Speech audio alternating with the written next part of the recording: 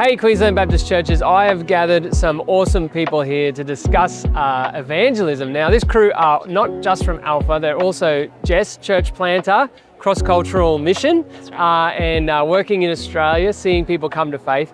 And there's exciting things happening around the country at the moment. Ryan, how many Alpha people have we got now? How many people have actually used Alpha? 1 million milestone has been passed. They said years ago, we don't think we can make it by the World Congress. I'll tell you what, the Baptists have taken a strong lead as the biggest users now of Alpha across Australia. We're up 233% in the last 2 years, and it is astonishing. So happy about this.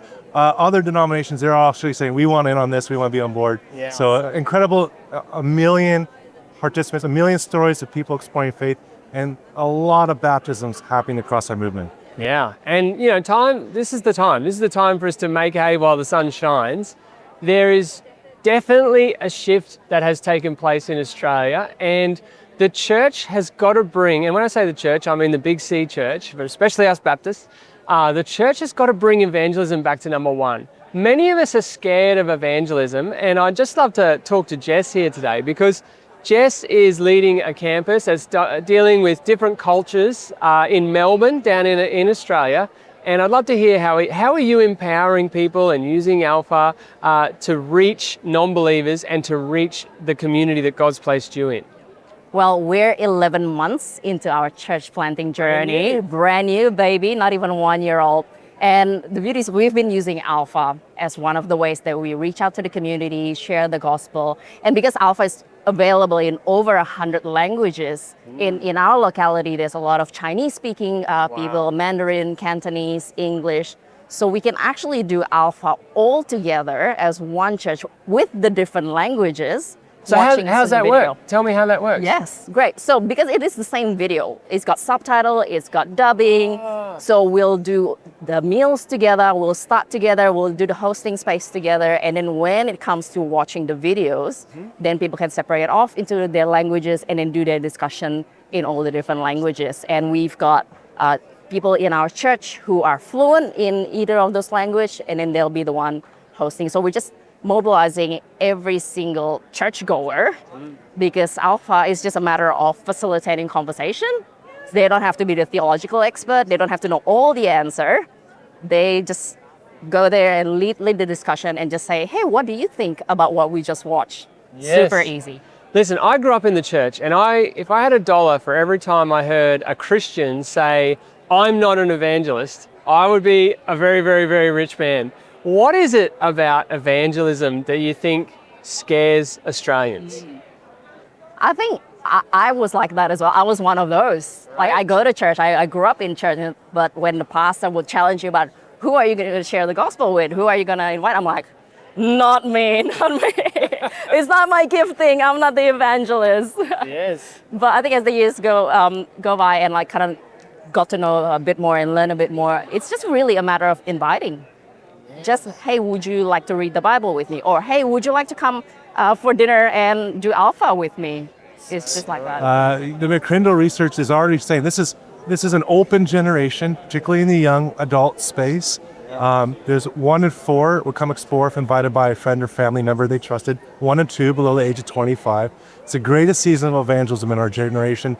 And it seems that we increasingly, with this openness of people to come explore, it's like God has prepared the ground, and we are just praying for the harvesters that we would begin to see a greater movement. You know, we've passed the 1 millionth participant. You've got 25 to go. There's a great work before us.